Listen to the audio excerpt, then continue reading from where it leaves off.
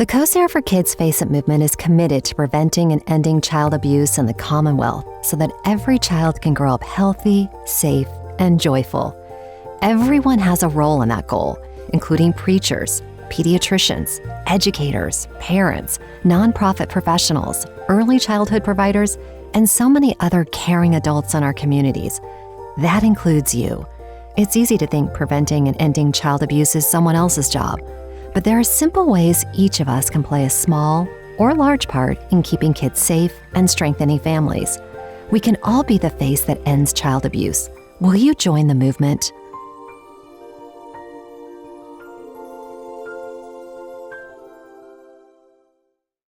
Recognizing and preventing child physical abuse and neglect as a community member in the 10-4 Faces P Bruising Rule.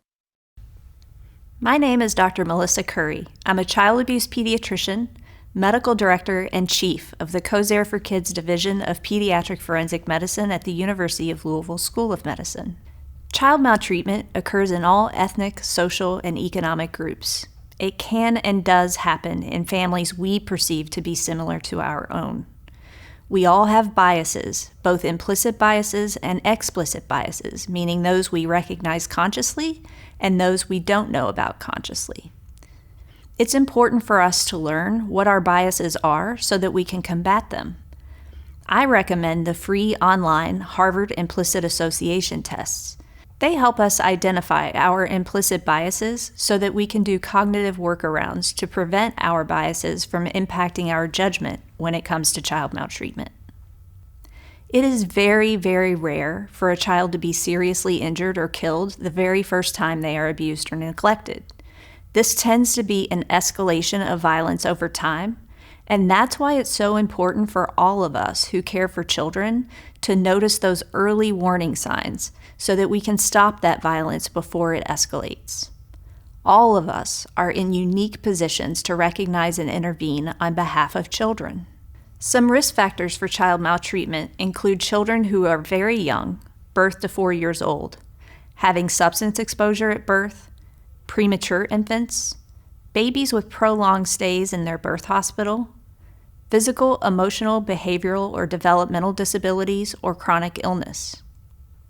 From a caregiver perspective, risk factors include substance use disorder, untreated, undiagnosed, or unstable mental illness, criminal history, intimate partner or family violence, low self-esteem, poor impulse control, caregivers who themselves were abused or neglected as children, immature parents with poor coping skills, and caregivers who have unrealistic expectations for a child for their given developmental level. This last point is one of the most common threads that we see running through the cases of physical abuse and neglect that we see in our program. From a family perspective, risk factors can include family violence, isolation, and that can include geographical isolation or social isolation or both, poverty or limited resources, unemployment, financial stressors, single parents, and families in which animals are also abused. There are a number of known triggering situations for physical abuse, but by far the most common number one trigger for physical abuse, and particularly abusive head trauma, is crying in an infant. The second most common trigger for physical abuse is toilet training accidents in older children. Other triggers include feeding issues or frustration with a baby who's not taking a bottle, a child's perceived misbehavior, punishment that has gotten out of control, arguments or family conflict, and really anything outside the family that is causing stress for the caregiver, such as job loss, death of a loved one, or legal or relationship problems. The definition for physical abuse is the injury by other than accidental means of a child under 18 years of age, which is the result of actions via parent, guardian, or other designated caretaker. Physical abuse can include hitting, kicking, biting, harmful restraint, including strangulation, beating, use of a weapon or instrument, or any actions resulting in substantial pain and suffering. As a child abuse pediatrician, I'm often asked about physical punishment or spanking. It is legal in all 50 states for parents and caregivers to administer physical punishment to children. However, it is not legal for them to injure the child in the process. So if physical punishment results in bruising, then injury has occurred. This then takes us out of the realm of legal spanking and into the category of child physical abuse. Speaking of injuries, bruising is the most commonly missed early warning sign of abuse, but it is also the most easily recognizable if we know what to look for. That's why it's so important for us to recognize what kinds of bruises are high risk. Please note that some of the following photographs are graphic and disturbing as they depict injuries in young children. Please do what you need to do to take care of yourself, including looking away or pausing the video. The 10-4 Faces P bruising rule helps us determine what bruises in children are high risk for abuse and require a call to Child Protective Services and additional evaluation. Let's go through the rule. T is for torso. Here are some examples of torso bruises. The torso, or trunk, includes the chest, abdomen, back, buttocks, and genital area. Any bruising to these areas in a young child is high risk. E stands for ears. Here are some examples of ear bruising. Any part of the ear can be bruised, and the bruises can be very small to very large. It is unusual for a child to sustain an ear bruise accidentally. N stands for neck. Here is an example of a neck bruise. Again, this is a very rare area for children to sustain accidental injury. The 4 is referring to any child 4 years of age or younger, or any bruise anywhere on a baby who is 4.9 months or younger. The rule of thumb is that those who don't cruise rarely bruise, and cruising is the developmental stage where children are pulling up on furniture and starting to take steps. Once children start cruising, they begin to earn their accidental bruises. Remember, bruising in babies isn't normal. Now let's go through the Faces P part of the rule. F is for frenulum, A is for angle of the jaw, C is for cheeks, specifically the soft, fleshy part of the facial cheeks. E is for eyelids, S is for subconjunctiva, that's the white part of the eye.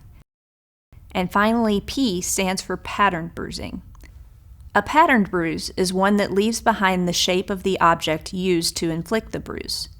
Let's go through some examples of Faces P bruising. Here are some examples of frenulum injuries. The frenulum is that small piece of tissue behind our upper lip, our lower lip, and under the tongue. Any of the frenula can be injured with abuse. These are examples of angle of the jaw bruises. We see these often in children who are victims of abusive head trauma, but we also see them in other forms of physical abuse as well. Here are some examples of soft portion of the cheek bruises. And these photos show us examples of eyelid bruising. That's the E in Faces P. And here are some examples of subconjunctival hemorrhages, which are spots of bleeding in the white part of the eye. Finally, pattern bruising can involve any bruise which has a shape that indicates the object that caused it. The most common patterned injuries from abuse are slap marks, loop marks, and human bite marks. Inflicted slap marks often look stripe-like. They can occur anywhere on the body, but the facial cheeks and the buttocks are the most common locations. Loop marks are U-shaped, curved bruises that depict the shape of a thin, flexible object that can wrap around and conform to the contours or curves of the body. And here are some examples of inflicted adult bite marks.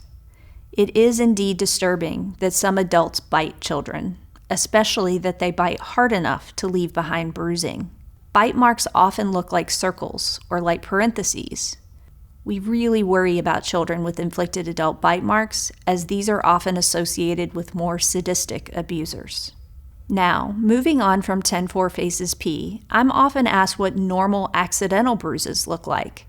We know that healthy, active, mobile children often fall or bump into things to get accidental bruises. Normal accidental bruises in toddlers and older children who are cruising are typically on the front of the body and over bony prominences. A bony prominence is an area with skin over bone without a lot of padding in between. So that includes the forehead, elbows, knees, and shins, especially the knees and shins. When it comes to deciding whether to be concerned, it's helpful to use objective findings. That's why the 10-4 faces P rule is so helpful.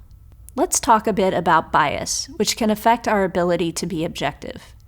There's research that shows that there are certain groups of people we're more likely to overlook when it comes to child maltreatment, especially physical abuse.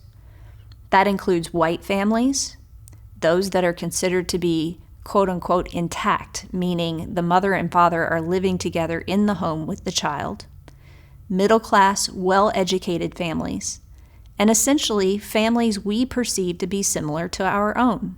In other words, we tend to give the benefit of the doubt to families we perceive to be like us, and we are more suspicious of families we perceive to be not like us. This occurs because of implicit or subconscious biases that we all have as human beings. That is why it is so important to uncover our implicit biases so that we can work around them. We're now going to talk a bit about child neglect. Neglect is the most prevalent and deadly form of child maltreatment. The definition of child neglect is any act of omission or failure to meet the needs of a child, including clothing, education, food, emotional needs, medical attention, safety, shelter, sleep, and supervision. Here in Kentucky, there is statutory language that says that the above issues cannot be due to poverty alone, which is very important. Some categories of neglect include medical neglect, unsafe sleep with an impaired caregiver, educational neglect, nutritional neglect, emotional neglect, which is a form of psychological maltreatment, environmental neglect, and supervisional neglect. Some indicators of neglect in children include poor weight gain in babies and young children, children who are falling asleep at school or having poor school attendance, falling grades or behavior changes, chronic hunger or tiredness, begging or stealing food from other children or rummaging, extremely poor hygiene, and inadequate clothing for the weather conditions. Now let's talk about prevention. When it comes to prevention of abuse, since crying is the #1 trigger for physical abuse and abusive head trauma, and since unrealistic expectations for children is a common thread among many abuse cases, education about infant crying and normal development is one of the most powerful things that we can do to help families and caregivers to have the skills and the knowledge that they need to avoid child maltreatment. We can remind folks that crying is normal in babies, and we can provide specific tools for soothing a crying infant. Perhaps more importantly, we can include permission to place the baby in a safe place and walk away and take a break. We can also help parents and caregivers have reasonable expectations for a child for their given developmental level by teaching about normal developmental milestones. Finally, secondary prevention occurs when we recognize the early signs of abuse, and that includes 10-4 faces P bruising rule. Remember that abuse is rarely a one-time event. It tends to escalate over time, and because of that, there are early warning signs that we all need to learn to recognize. Remember that bruising in babies is not normal. Finally, we can prevent abuse and neglect by promoting healthy relationships and healthy caregivers. This includes educating parents about choosing appropriate caregivers for their babies and young children, educating young people about safe and healthy intimate relationships and the risks of drug and alcohol use or abuse, and ensuring access to mental health and substance use assessment and treatment for all caregivers. We can become a resource for parents and caregivers and help connect families to support services. Offer to babysit, take them a meal, or give them an extra set of hands in the grocery store.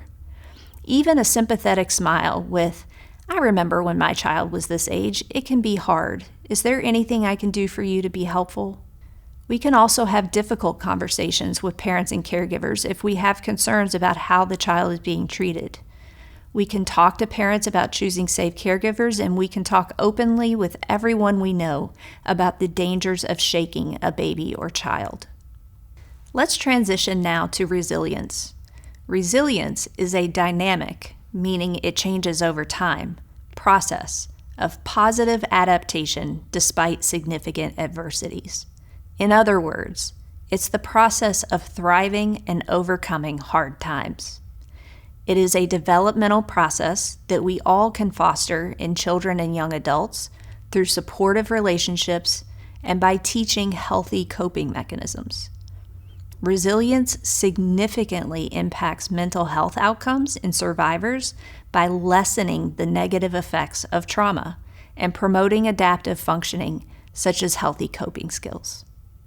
Characteristics of resilient children and young adults include the skills, motivation, and opportunity to build healthy interpersonal connections, the ability to draw on spiritual beliefs, reframing the abuse, external attribution of blame, meaning instead of blaming oneself, a resilient survivor blames the person or persons responsible for the abuse, reclaiming one's self-worth, taking control of one's life, and pursuing meaningful goals. The American Academy of Pediatrics recognizes that resilience comes from reliable support from attachment figures that help a child with cognitive development, learning self-regulation, developing hope, self-efficacy, and creating a network of supportive relationships. Protective factors for resilience include higher educational attainment among the caregivers and the child, interpersonal and emotional confidence, optimism, and social attachments and support. There are a number of resilience-building interventions that are evidence-based. 2 of these include trauma-focused cognitive behavioral therapy, which shows large improvements in symptoms of post-traumatic stress disorder, depression, and anxiety. There is also an intervention called mindfulness-based stress reduction, which also has been shown to decrease depression, anxiety, and PTSD symptoms. It also improves self-compassion and psychological health. In summary, we are all in unique positions to help keep children safe by recognizing early signs of abuse and neglect, especially the 10-4 faces P bruising rule, by supporting and educating parents and caregivers about infant crying and normal child development, and by promoting safe and healthy relationships and caregivers. Even when abuse and neglect happens, children have great potential to be resilient, and we can promote resilience in children by being safe, stable, and nurturing adults in their lives.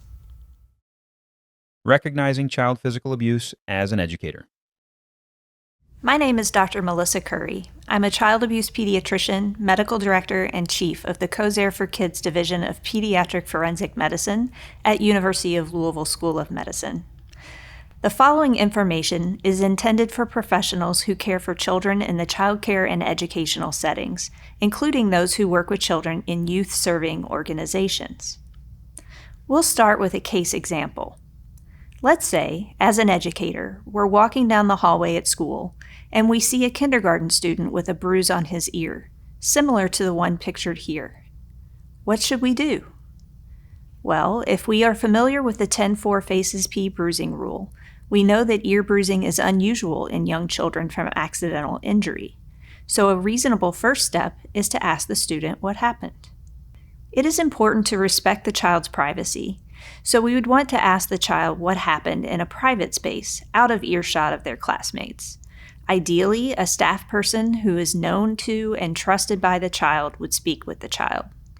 It's also helpful to ensure our student doesn't worry they are in trouble, so we keep the tone light and conversational. Building rapport first before asking anything about the injury is important. We want to ask open-ended questions that are non-leading. A leading question is one that suggests a particular answer, such as, who hit your ear or who hurt you? We don't want to ask those. Those are less than ideal because they suggest that someone hit them or hurt them, which at this stage we don't necessarily know to be true. Instead, some examples of safe, open-ended questions can include, "What happened?" or "Can you tell me what caused the bruise on your ear?" Depending on the child's reaction, you may choose to ask for additional information, such as when it happened or if it hurt when it happened. Now let's say when we ask what happened, the child looks at the ground and shrugs.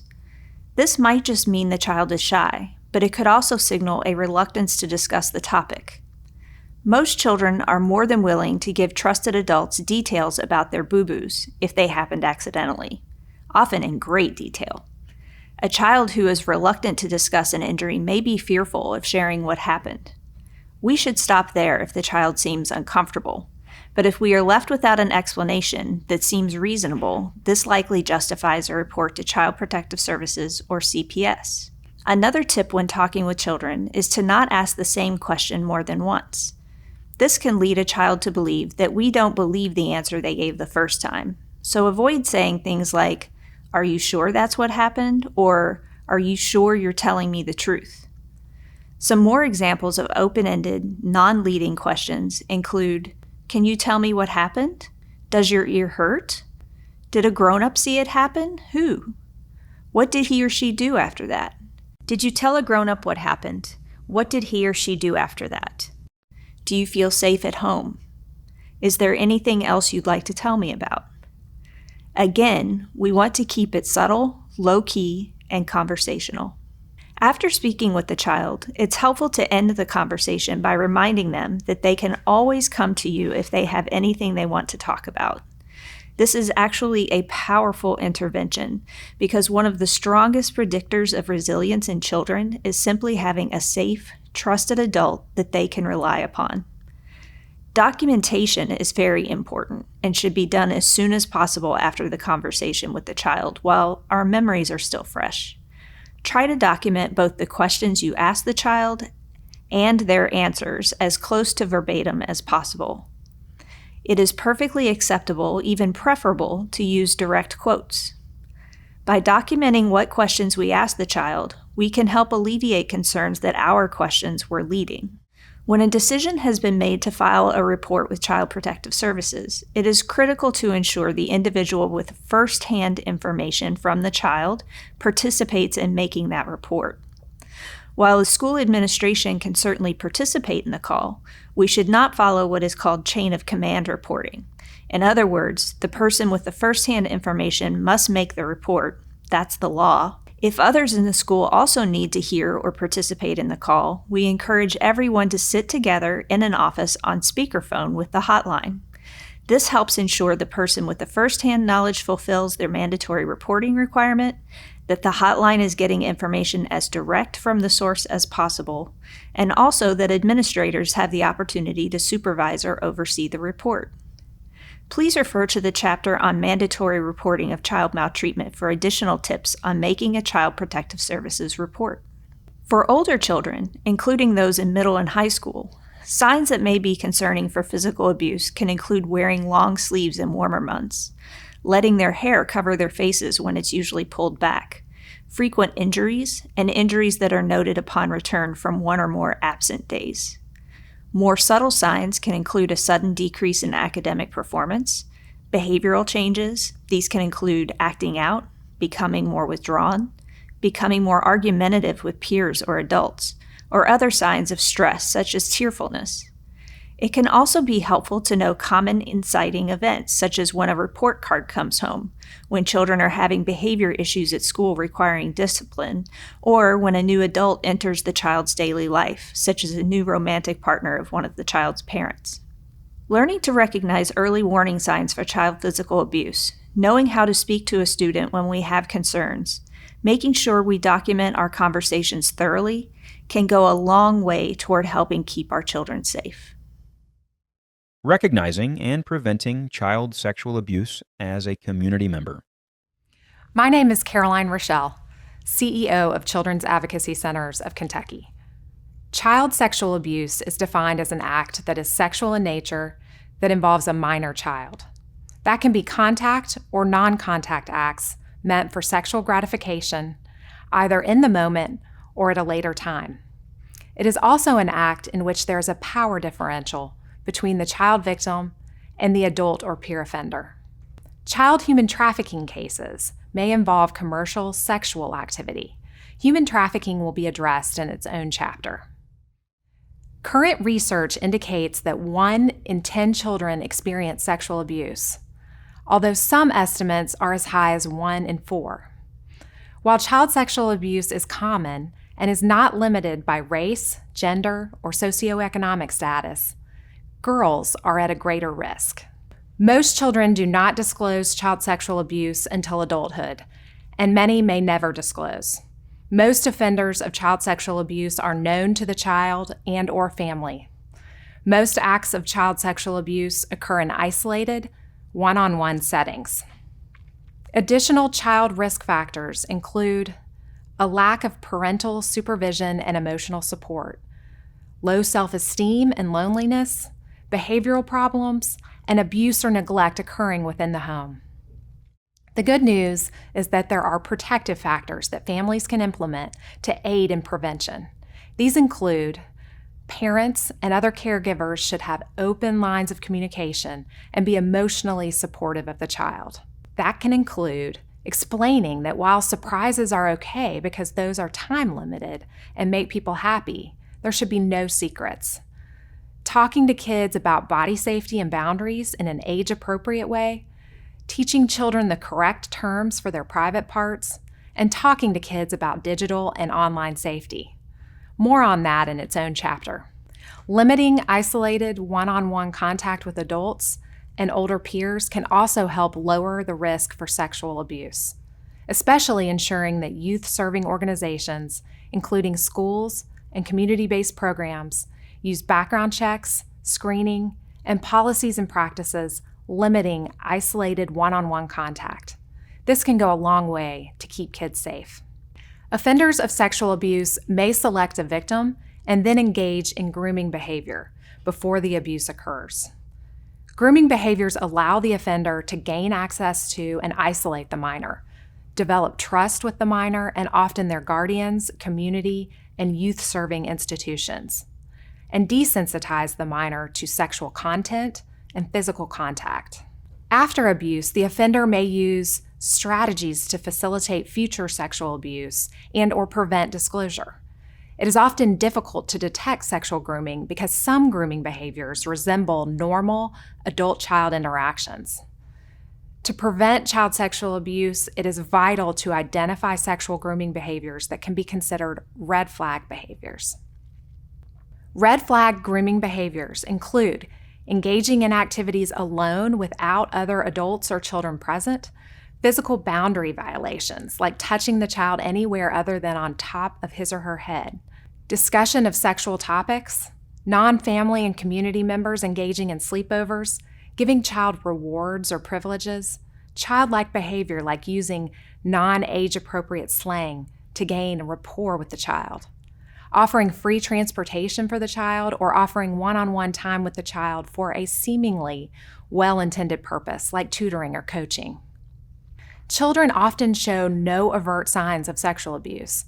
Signs can be present, but can also look like signs of child stress, distress, or other trauma. Emotional and behavioral signs or changes in a child are more common than physical signs. These can include anxiety and/or depression, sleep disturbances, changes in eating habits, unusual fear of certain people or places, reluctance to be alone with a certain person, changes in mood that can include anger, aggressiveness towards parents, siblings, friends, and pets, rebellion or withdrawal, runaway behavior, changes in attitude towards school or academic performance, lack of interest in friends, sports, or other activities, unexplained or frequent health problems like headaches or stomach aches, poor self-esteem and avoidance of relationships, self-mutilation or change in body perception, like thinking of self or body as dirty or bad, and having suicidal thoughts, regression to previously outgrown behaviors, for example, bedwetting or thumb-sucking, abnormal sexual behaviors or knowledge of advanced sexual language and behaviors, too perfect behavior or overly compliant behavior. Direct physical signs of sexual abuse are not common. However, when physical signs are present, they may include bruising, bleeding, redness and bumps, or scabs around the mouth, genital or anus, urinary tract infections, sexually transmitted diseases, and abnormal vaginal or penile discharge are also warning signs. These signs are not always enough by themselves to make a report of abuse, but they should prompt you to express concern to the child and their medical provider. Let the child know you notice something and that you are there for them. If a child does disclose abuse, be a source of support. The child needs you to be the adult, to be in control, and to provide safety. Manage your own emotions and do not overreact or underreact. Be aware of what your tone of voice, body posture, and expressions may be communicating. How you respond will influence what the child chooses to tell other people about the situation. Research shows that having a supportive adult who believes them is one of the most powerful predictors of resilience in children who have been sexually abused. Allow the child to share at his or her own pace, using his or her own language. Do not press the child for details. Do not make remarks that question the child's experience or even confirm the experience. Just let the story unfold. Use your own experience to help you understand what the child may be feeling, such as fear, helplessness, shame, or guilt. It is okay to ask feeling-oriented questions that allow the child to share their experience safely without asking specific questions about details. Assure the child that their feelings are okay. Most importantly, assure the child this is not their fault and that you believe them. Thank the child for telling you and reassure him or her of your support. Do not promise to keep something just between you and the child. Do not ask for additional details about who, what, where, when, how. That is the job of the investigators. Do not try to sort out what is true or make discounting statements such as, "Are you sure you did not misunderstand? He or she would not have done that. You were wrong. That isn't that bad." Or "It could have been worse." Your job is simply to listen to the child. Because of the complex dynamics involved, Kentucky requires the joint investigation and multidisciplinary response to child sexual abuse. Children's advocacy centers coordinate this response and provide direct services, including forensic interviewing, victim advocacy, medical and mental health services. Support can be immediate or longer term. Trauma-informed mental health treatment can be an important part of healing. Kentucky's statute allows school personnel to provide age-appropriate instruction on child sexual abuse through curriculum or programs in accordance with the standards set forth by the National Children's Alliance and approved by the Children's Advocacy Centers of Kentucky, regardless of grade level. These programs can lead to disclosures of abuse. If a disclosure is made, remember the importance of your response. Adults can take steps to prevent child sexual abuse and to protect children from further abuse when it has happened. Trauma-informed mental health care is effective, and with a multidisciplinary team response and support, children can heal and thrive. Case study: Recognizing and Preventing Child Sexual Abuse as an Educator. Jasmine, age 12, is known for being a bright student, engaged with peers in classroom activities, and making good grades. Her teacher, Miss Carter, notices some changes. Jasmine has started falling asleep in class. She is withdrawn from peers, often eating alone at lunch. She seems to be distracted in class and has been acting out when asked to pay attention or to stay awake. Sometimes these behaviors can be part of adolescence, but Miss Carter is concerned about the change in behavior. Miss Carter talks with Jasmine after class, pointing out the changes she has noticed and letting her know that if something is bothering her, that she is there for her.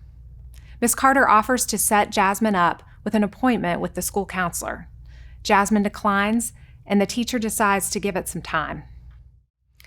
2 days later, Jasmine discloses to Miss Carter that her mom's live-in boyfriend has been sexually abusing her. She reports that this has been going on for the last 3 months. Jasmine also states that she told her mother, who doesn't believe her. During the disclosure, Miss Carter does not press for details. She remains calm and thanks Jasmine for telling. She assures Jasmine that what has happened is not her fault. She does not make promises. She lets Jasmine know she will need to talk to some other adults.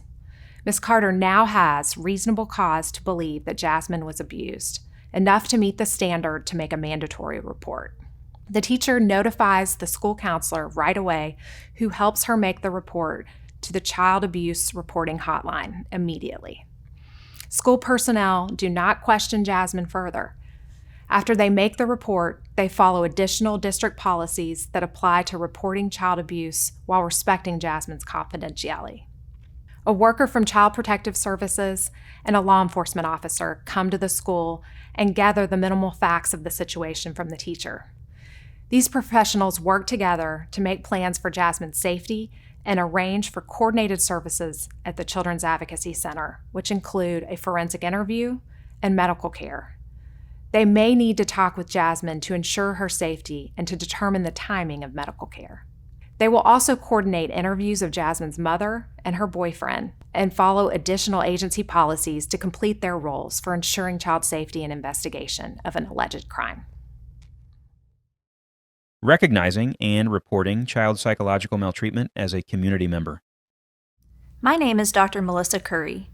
I'm a child abuse pediatrician, medical director, and chief of the COSAIR for Kids Division of Pediatric Forensic Medicine at University of Louisville School of Medicine. Psychological maltreatment is likely the most common form of maltreatment, as it exists in isolation and in combination with other forms of maltreatment. Psychological maltreatment is likely the most underreported form of maltreatment as well. Let's start by going through some terms for psychological maltreatment. I will primarily use that term in this presentation as it encompasses both emotional abuse and emotional neglect.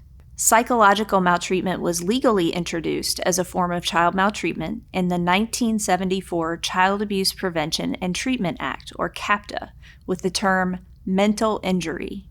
In the 2010 version of CAPTA, they use the term emotional harm, but provide no further definition.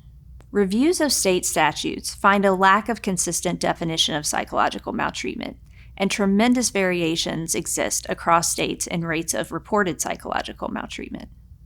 In Kentucky statute, emotional injury means an injury to the mental or psychological capacity or emotional stability of a child, as evidenced by a substantial and observable impairment in the child's ability to function within a normal range of performance and behavior with due regard to his or her age, development, culture, and environment, as testified to by a qualified mental health professional.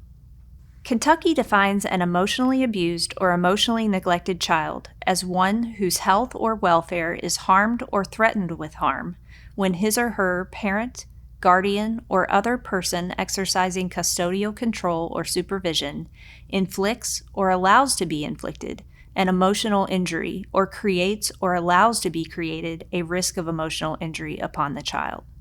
Psychological maltreatment can be a repeated pattern of caregiver behavior or an extreme incident that conveys to a child that they are worthless, flawed, unloved, unwanted, endangered, or only of value in meeting another's needs. The emotionally abusive acts can be grouped into the categories of spurning, terrorizing, exploiting or corrupting, isolating, and denying emotional responsiveness. It's important to understand that from a definition perspective, intent to harm may or may not accompany the behaviors in the caregiver. Currently in Kentucky, there is a standard that the child has to have been harmed in a demonstrable way.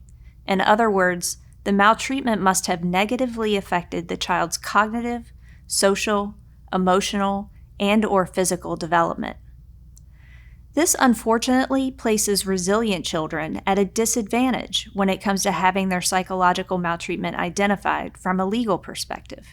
From a child abuse pediatrics perspective, psychological maltreatment can be diagnosed based solely on the caregiver behavior, not on the effects of the child. Based upon the statutory definition of emotional injury, if a qualified mental health professional testifies that a child has been emotionally injured or is at risk of emotional injury, emotional injury will or should be substantiated. For a report of emotional abuse to be substantiated in Kentucky, the Department of Community-Based Services, which is what we call CPS here in Kentucky, and community health professionals must work collaboratively. It is the role of DCBS to investigate the report and determine a perpetrator and to submit a formal request for an emotional injury assessment through a qualified mental health professional. An objective qualified mental health professional then determines whether the child has an emotional injury or there is a risk of emotional injury to the child as defined in Kentucky Revised Statute. There are 5 primary areas of harm from psychological maltreatment, and they can, without appropriate mental health treatment, affect a child for a lifetime.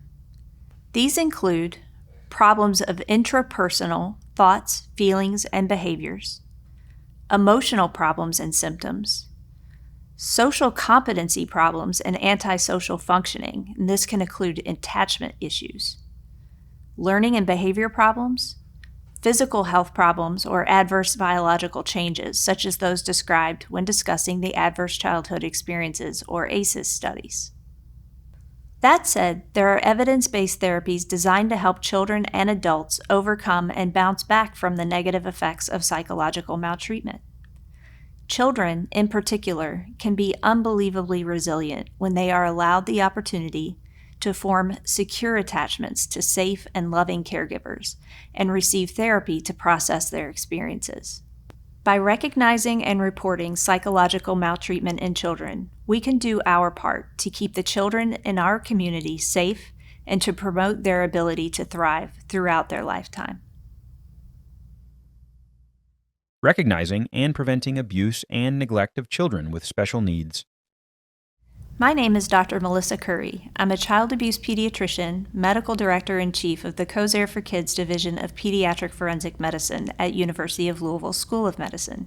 Children with special healthcare needs are at increased risk for abuse and neglect. They have inherently more challenging, complex, or time-consuming needs than peers without special healthcare needs. Also, if there is impairment in their ability to communicate, this diminishes their routes of self-protection through disclosure of abuse or neglect. Special healthcare needs can include physical health issues, mental or behavioral health issues, cognitive delays or emotional disabilities, or a combination of all of these. A special consideration for children who are not independently mobile, meaning they are dependent on others for movement from one place to another, is that they may not be sufficiently mobile to sustain typical accidental wear and tear bruises as we might expect in a similarly aged peer. For example, in a typically developing 4-year-old child, several small bruises along each shin can be completely normal. However, in a 4-year-old who is able to roll, but is not sitting or crawling or pulling to stand, those same bruises may become much more worrisome. Medical neglect is more common among children with special healthcare needs. Such children often need to see multiple medical providers, they may be on multiple medications, and they may require therapy such as occupational therapy, speech therapy, or physical therapy. Durable medical equipment may also be needed, such as braces, wheelchairs, walkers, and specialized car seats. If children are coming to our attention without needed medications, medical equipment, or nutrition, or if we are aware that they are not receiving the therapies as prescribed, this may justify a report to Child Protective Services for possible medical neglect. Another key area of focus for this population is discipline. Children with developmental or cognitive delays, special emotional needs, or psychiatric diagnoses may have challenging behaviors. It is critical that adults caring for children have realistic developmental expectations for children. If a caregiver mistakenly believes a child should be capable of something they are not actually capable of, this can lead to increased stress, which can lead to inappropriate discipline or even escalate to physical or psychological maltreatment. This is particularly pertinent when it involves children with behavioral disabilities who demonstrate aggressive or defiant behaviors. This places significant stress on families, and when discipline is involved, can be very difficult to navigate. This is one of many reasons to avoid physical punishment in children, as physical punishment in these stressful settings can escalate and become more and more dangerous to the child. As adults who care for children, we can help prevent abuse and neglect in children with special healthcare needs by offering support to a caregiver, whether it's a meal, an offer of childcare, or even just a listening ear. Sympathetic words and a kind smile can go a long way, such as, "You look like you might have your hands full. Could I assist you in some way?" In addition to being a support to caregivers, it is also important that we make reports to Child Protective Services if we have reasonable cause to believe a child is being abused or neglected. By alerting the proper authorities, we can positively impact a child's short and long-term outcomes. Recognizing and reporting human trafficking as a community member. My name is Marissa Castellanos. I'm the founder and director of the Coterie. Human trafficking exploits children and is happening in Kentucky communities every day. Children are trafficked for sex and for labor. Sex trafficking is any sexual act exchanged for something of value, which is induced by the use of control or in which the victim is under the age of 18. The commercial exchange could be for any item of value, such as food, money, drugs, a bus ticket, or medication. Anyone under the age of 18 involved in a commercial sex act is automatically considered a victim of sex trafficking, regardless of the presence of control. A child cannot consent to engage in commercial sex acts because of their age. Labor trafficking is when a child is forced or compelled to work and is being controlled through abuse, deception, or threats of harm. Often, a real or imagined debt is involved, and there is little or no pay for the work. Labor trafficking occurs in many formal labor sectors, such as agriculture, domestic work, and restaurants, as well as informal labor, such as panhandling, begging, door-to-door sales, recreation, and illicit activities, such as selling drugs or shoplifting. Anyone can be a trafficker, such as a dating partner, a peer, an adult acquaintance, an employer, a family member, or a caregiver. A significant vulnerability for children is their age and the dependence that they have on adults to provide for their basic needs. Children of all ages and genders are trafficked. Some children are particularly vulnerable to trafficking due to systems and society, such as those involved in the child welfare or juvenile justice systems, recent arrivals to the United States, such as immigrants and refugees, children with physical or developmental disabilities, children who are experiencing housing instability or food insecurity, and children who identify as LGBTQ. Youth who are missing from care, who may have run away, are particularly vulnerable. They may have challenges meeting their basic needs and may have more high-risk encounters where exploitation may occur. Familial trafficking is when a family member or guardian is involved. They see the trafficking as an economic benefit for money, a way to pay the bills or debts, for drugs, or as a way to obtain luxury items. In familial trafficking, female caregivers are often involved in the facilitation of the trafficking.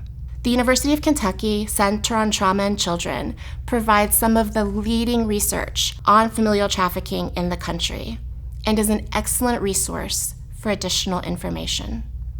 Traffickers may target children with existing substance use issues. Traffickers may also use substance addiction to keep a child in a trafficking situation. It can be framed as a reward or punishment, or as a way to decrease the child's ability to resist trafficking and abuse. Identifying human trafficking begins with awareness. It is critical that professionals working with children are trained on human trafficking. There may be behavioral, social, or environmental indicators related to trafficking victimization. Lists of red flags may limit identification or reinforce bias. However, validated screening tools are an important resource to identify human trafficking. Organizations should have a process to provide screening through either internal clinicians or referrals to community partners. Language access is incredibly important, so the use of interpreters is essential. Reasonable suspicion of human trafficking involving a child requires that a report be made to DCBS. Whether the perpetrator is a caretaker or non-caretaker, DCBS has internal policies and procedures to respond to these reports. There are specialized service providers in Kentucky to support children who have experienced human trafficking. DCBS has partnerships with many specialized providers. It is possible to prevent human trafficking by increasing protective factors and reducing risk factors for children. One of the most important protective factors for children is the presence of a supportive adult in their lives. Talking to children in age-appropriate ways about consent, safety, and their rights as workers is critical, and these should be ongoing conversations over time. Safe engagement with technology can reduce risk substantially and can be as simple as knowing how to block someone online, ensuring default settings on devices are adjusted to increase privacy and security, and knowing how to report inappropriate or unsafe online behaviors. Participation in a prevention education curriculum can provide opportunities for skill building, such as developing a safety plan and role-playing risky scenarios. Human trafficking prevention education is available in Kentucky for school settings, residential facilities, or community-based organizations. Human trafficking is not inevitable. Together, we can ensure Kentucky communities are safe havens for children, not for traffickers. Reporting child abuse and neglect as a mandated reporter. My name is Dr. Melissa Curry. I'm a child abuse pediatrician, medical director, and chief of the COSARE for Kids Division of Pediatric Forensic Medicine at University of Louisville School of Medicine. When it comes to reporting in Kentucky, any person who has reasonable cause to believe that child maltreatment has occurred is required by law to report. Reports can be made to Child Protective Services, law enforcement, the Commonwealth's attorney, or county attorney. It is best to make the report to Child Protective Services unless it's an immediate safety issue, because they have the infrastructure in place to determine acceptance criteria and respond to reports across the state. The Department for Community-Based Services, or DCBS, is the name of Child Protective Services here in Kentucky. We may also sometimes hear them referred to as the Cabinet. Kentucky Revised Statute states that there is a legal protection for reporting sources. It states that anyone acting upon reasonable cause to make a report has good faith immunity from liability, civil, or criminal charges. This also covers if court action results from the report. When we report, while we're allowed to do so anonymously, it helps Child Protective Services if we give our name and occupation so that they can follow up with us and ask questions about the investigation. It also helps lend credibility to our report when we are able to identify ourselves as professionals who work with children. When we call, we should be prepared to tell them the child's name, if we know it, their address, where they can find the child right now, and then the specifics about what we saw that made us concerned that maltreatment was occurring. If we are very worried about a child and have concerns about the child's life being in danger, we need to say so. It can also be helpful to give them any information you might have about younger siblings in the home who may also be at risk, if we have any knowledge of weapons in the area, aggressive animals, or drug manufacture, and any other immediate safety concerns. Questions that we will be asked when making a report to DCBS include: what is your name in relationship to the child or situation? What happened? provide specific information regarding concerns and extent of the abuse or neglect. What is the current location of the child? What is the condition of the child? And do we have any knowledge of previous child abuse or neglect issues? And what information do we have regarding the perpetrator, such as their name or relationship to the child, or their whereabouts? Keep the information factual and objective. Avoid making assumptions about the situation. For example, instead of saying, "Mother came to pick the child up and she's drunk," we could say, "Mother came to pick up the child and she is slurring her words, is unable to stand unassisted, and she has a strong odor of alcohol." This keeps the information objective without us drawing any conclusions. Finally, before ending the call, ask the intake worker to read back to you the concerns they have documented. Make sure all of your concerns were included, are accurate, and that your degree of concern is appropriately reflected. If there needs to be additions or corrections, make those prior to ending the call. In summary, we are all mandatory reporters in Kentucky if we have a reasonable cause to believe abuse or neglect has occurred. We are allowed to make reports anonymously, but it can be helpful to investigators if we identify ourselves and our relationship to the child. Be specific about our concerns and provide as much information as possible to the intake worker. And finally, keep our observations factual and objective. By doing these things, we can help keep children in Kentucky safe from child maltreatment. Preventing child abuse by building safe environments for kids. I'm Dr. Christina Howard, Medical Director of Kentucky Children's COSARE for Kids Center for Safe and Healthy Children and Families. Many adults don't recognize some of the dangers in their environment, but especially may not be aware of how dangerous these things can be when there are children in the home. Creating safe, stable, nurturing relationships and environments is essential for helping children and families thrive. That can look like a child being free from fear and secure from physical or psychological harm within their social and physical environment. Having a degree of predictability and consistency in a child's social, emotional, and physical environment.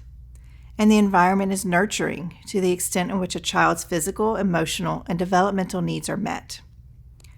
Everyone has a role to play in preventing child abuse and neglect and helping all children reach their full potential. Promoting safe environments in which our children grow includes safely storing any medications, other substances, and firearms in the home, as well as implementing safe sleep practices for babies and identifying safe caregivers to support child rearing. How and where you keep your medications can make a big difference when it comes to child safety. Unintentional medication overdoses are the leading cause of emergency department visits in young children. Every 9 minutes, a young child goes to the emergency department because they got into medicine. Adults can take steps to prevent unintentional overdoses in young children. Keep all medications up and out of reach of children, including children that can climb. It's best to keep up and away in a locked container or medication safe. Recognize that child-resistant containers do not equal child-proof. Know what is in the house, including medications that may come into the house with visitors. Know how to access the Poison Control Center and keep it handy either in your phone or posted on the refrigerator. In the U.S., firearms are the leading cause of death for children and teens age 1 to 19, overtaking motor vehicle accidents in recent years. Adults can take steps to promote several firearm safety tips and to prevent tragedies. Never leave a child of any age alone with a gun. Talk to children about gun safety. Safely store the unloaded firearms out of sight and out of reach in the home by using safe storage devices and gun locks. Contact the 988 crisis line if you feel your child is in mental distress or needs support. If your children or child want to use firearms for hunting or sport, seek proper safety training courses. And ask all adults whose home your child enters if their home or surroundings contain guns and if they adhere to safe storage practices. Unintentional suffocation is the leading cause of injury-related death among children under 1 year of age. Top tips for sleep safety include Place babies on their backs for naps and at night until they are 1 year of age. Make sure they sleep on a firm, flat surface in their own crib, bassinet, or play yard. Choose a firm mattress and fitted sheet for baby's crib. Remove toys, blankets, pillows, bumper pads, and other accessories from the crib. Follow the manufacturer's instructions to assemble your crib, and then dress a baby in a wearable blanket, onesie, or similar clothing for every sleep, because a loose blanket could cover a baby's airway or make the body temperature too high. And just remember that it is best to share your room, but not your bed. One of the hardest decisions can be who else you allow to care for your children.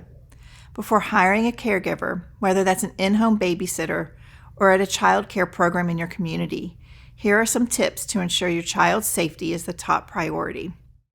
Check the reputation of the caregiver by getting at least 2 references from the caregiver, and then follow up with those references. Make sure staff and volunteers at the daycare facility or school have been trained to take care of children.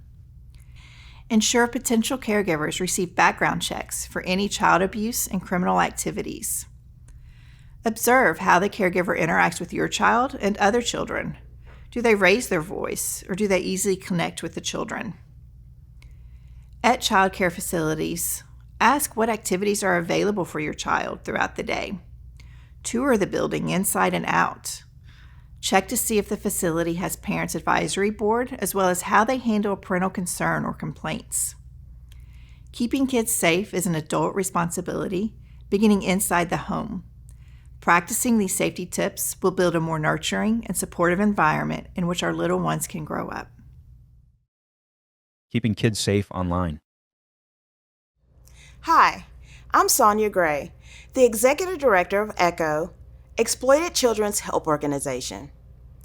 The Internet offers endless opportunities for learning and connection. However, there are many hidden dangers when kids access the Internet. Parents, educators, health providers, and other caring adults have a role in ensuring children and teens understand the risks, know how to prevent unsafe situations, and know what to do if they encounter a situation that makes them uncomfortable. Most importantly, we must all commit to being safe adults. A safe adult is someone kids can count on when they feel unsafe, unsure, or need support. Technology has changed the way kids learn. When used wisely, it can improve a child's education and other facets of life. But too much exposure might have negative effects. Here are a few definitions that safe adults should be aware of as kids learn and socialize in the digital world. Cyberbullying is the use of electronic communication to bully a person, typically by sending messages of an intimidating or threatening nature. Sexting is the action or practice of sending sexually explicit photographs or messages via mobile phone.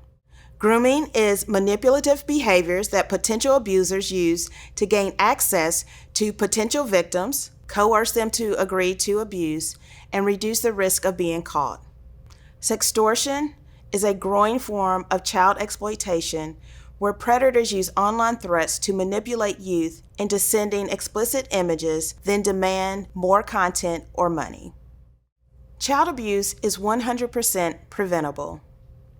Recent legislation in Kentucky empowers victims of sexual extortion by defining it as a felony or misdemeanor based on severity and recognizing it as a sex crime. The law also requires schools to educate students and parents about the risk of sexual extortion, prioritizing prevention and awareness. Sextortion is more common than you think. While girls are still targeted, predators now often focus on teen boys aged 15 through 17, sometimes as young as 9. The shift from sexual to financial motives has made this crime even more dangerous, and in some cases, it has led to youth suicide. Here are a few tips for parents and caregivers to keep kids safe while in digital spaces. Tip 1 is open communication. It's never too early or too late to start a dialogue with your child about staying safe online. open communication about safely navigating the internet, social media, and gaming sites, and being honest about potential online dangers can help ensure they will come to you if they are ever in a situation that is uncomfortable or scary. Tip 2 is set boundaries. Digital parenting is about supporting your children to reap the benefits of having technology in their lives. But it's also vital that we guide our young ones through the potential downside of life online and help them adopt healthy digital boundaries. One of the first boundaries you'll likely consider when it comes to allowing your kids access to digital devices is the types of content they can view. Talk to younger children about what is appropriate versus not appropriate content and never giving out personal information. Talk to older children about sexting, cyberbullying, and sextortion. A few examples of what digital boundaries can include are: create clear rules on accessing the internet, such as time of day and in public parts of your home. Consider only allowing usage of devices in an open family area, so it is easier to supervise what they are doing and who they are connecting with. On top of this, you could set a boundary about preventing them from taking their devices to their rooms. And this can help to limit both unsupervised use and when they're racking up the screen time. Implementing age-appropriate content restrictions and using parental controls are great tools when it comes to creating a safer online environment for your kids. Finally, deciding on which platforms your kids can use, what privacy settings or age restrictions they can and can't have, and who they're able to interact with, and whether they're allowed to use them while unsupervised are all crucial boundaries to consider. Tip 3 is to utilize parental controls.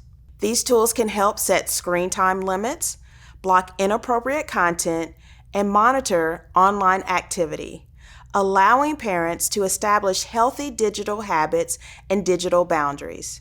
Just a few parental control platforms, including Bark and Life 360, and each can give you valuable intel on your child's online activity. In an ever-evolving online world, sometimes it's difficult to make sense of the huge selection of apps and games available to young minds. The choices are almost endless, and it's not always possible to know which apps are age-appropriate, which games are safe to play, and just what content your child is being exposed to. With social media's ever-growing popularity among children and young people, it's important for adults to keep themselves apprised of the associated risk and help young people to navigate these platforms in a safe, responsible manner. However, it can be difficult to know exactly how to protect children and young people while they use these apps. There are a number of resources for parents, caregivers, educators, and youth-serving organizations to utilize to promote digital safety among children and teens, including Common Sense Media, Digital Parenting Coach, the National Center for Missing and Exploited Children, and NetSmarts. The Cyber Tip Line is an important resource for reporting any online child sexual exploitation. Find these resources and more at facetabuse.org/cybersafety. Supporting parents and caregivers. My name is Dr. Darlene Davis Goodwine, the founder of Parent Zone and lead researcher of the PORS Lab. That's the Parenting Outcome, Recovery, Resilience, Engagement, and Support Lab at Kentucky State University.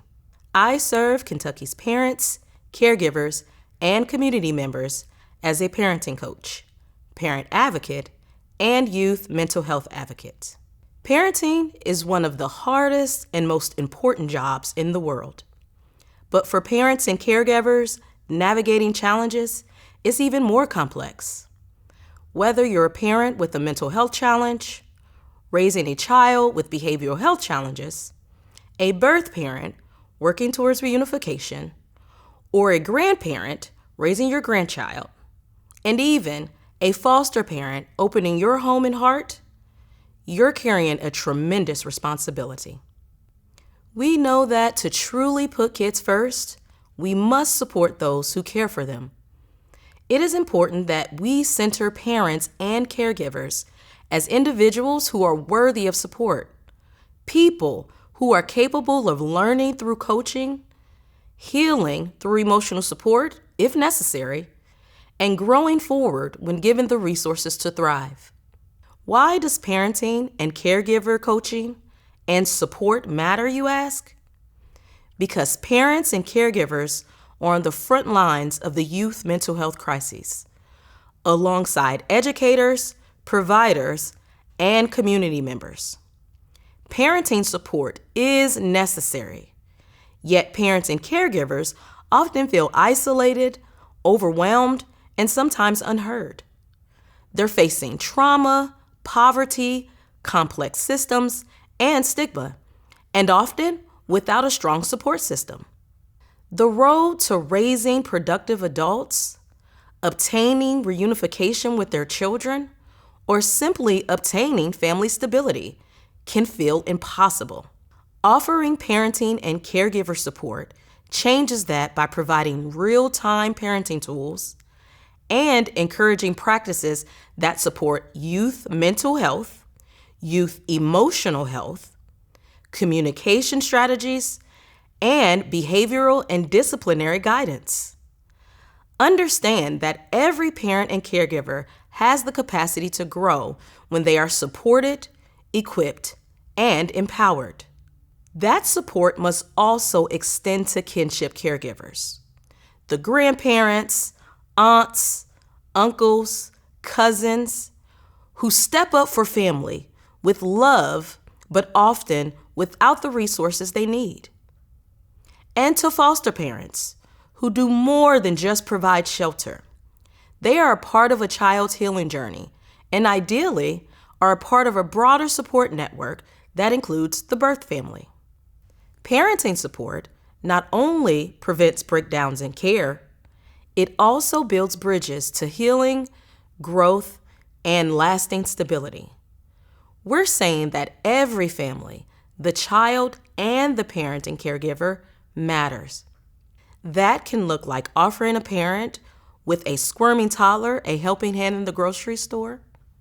It can look like building a connection with a family to serve as a mentor for their teen, or to provide respite for the parents who just welcomed home a new baby. It can also look like talking openly about parenting stress without judgment, to empathize with those experiences that parents share and maybe share resources of support. Providing a listening ear and asking a parent or caregiver what they need to feel supported provides the opportunity for them to ask for help. Because here's what we know. When we support parents and caregivers, we protect youth. When we equip parents and caregivers, we stabilize homes. And when we empower families, we transform communities. Let's commit to a Kentucky where every parent and caregiver feels supported, every parent and caregiver feels seen, and every youth has the chance to find joy because they are surrounded by adults and community members who are supported, equipped, and empowered. Supporting survivors of abuse across their lifetime. My name is Dr. Melissa Curry. I'm a child abuse pediatrician, medical director and chief of the COSARE for Kids Division of Pediatric Forensic Medicine at University of Louisville School of Medicine. When learning to support individuals with trauma histories, one of the first principles is to practice trauma-informed care, or TIC, with every person, every interaction. Trauma-informed care changes our lens from what's wrong with you to what has happened to you. It reframes our interactions with one another to essentially give one another grace that our behaviors may be a result of a trauma history. In addition to trauma-informed care, which can be practiced with both children and adults, trauma-informed parenting focuses on understanding the impact of trauma on a child's behavior and development and responding with empathy, safety, and support. It's worth mentioning here that parenting doesn't end when our children become adults.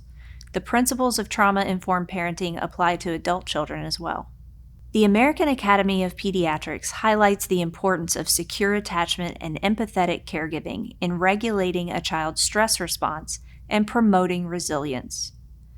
There are 6 main areas to consider with trauma-informed parenting. First is establishing safety and predictability. This includes creating safe physical, emotional spaces for children where they feel secure and protected. Having consistent routines for mornings, meals, bedtime, and other activities helps children feel a sense of control and reduces anxiety. And communicating clearly and calmly. This means using simple, direct language and avoiding raised voices or harsh tones. Second is building trust and connection. This includes validating emotions and helping children name their emotions. Utilizing active listening by paying close attention to what the child is saying with both their words and their body language and other actions. Offering comfort and reassurance by letting the child know they are loved and supported and that their feelings are normal. Third is teaching coping skills. We do this by labeling emotions, but we also do this by helping children learn to problem solve, by encouraging positive self-talk like affirmations, and challenging negative self-talk by asking, what is the evidence that this negative thought or belief is actually true? Fourth is by addressing specific behaviors by understanding their root causes, focusing on positive reinforcement and avoiding punishment, especially physical punishment. Harsh punishments can be re-traumatizing. Focus on understanding the behavior and teaching alternative strategies. Fifth, and this one is very important, emphasizing self-care for caregivers. This includes recognizing the emotional toll that trauma-informed parenting takes on caregivers and seeking support for ourselves to avoid burnout. It also involves practicing self-compassion. Remember our own affirmations that we are doing the best we can, being kind to ourselves, and acknowledging our own needs. And finally, sixth, is collaboration and advocacy. This involves working with professionals and advocating for the child to receive the resources and care that they need and deserve. Another component of trauma-informed parenting that is often not mentioned is the importance of monitoring for trauma symptoms during times of stress, including transitions. This includes times like completing the school year or starting a new school year, adding new family members to the household, or adjusting to older or younger siblings leaving for college or the military. Even after childhood, trauma recovery is a journey that needs ongoing support.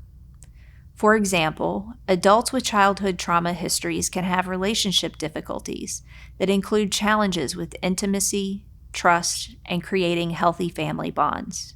There can also be mental health issues such as depression, anxiety, and post-traumatic stress disorder that can impact the ability to provide consistent and nurturing care to our own children when we have trauma histories. One final way to support survivors of trauma is to know where to point someone for more help. You can best help a survivor by offering options and leaving space for them to decide where to go from there. Here are some national resources. These are services that can point someone to more local resources. Trauma-informed care and trauma-informed parenting go a very long way in promoting resilience and healing and helping to prevent the cycle of trauma from perpetuating into our next generations.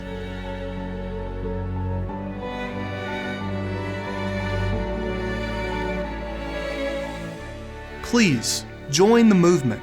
We all have a role to play in keeping kids safe, because every child deserves to grow up healthy, safe, and joyful.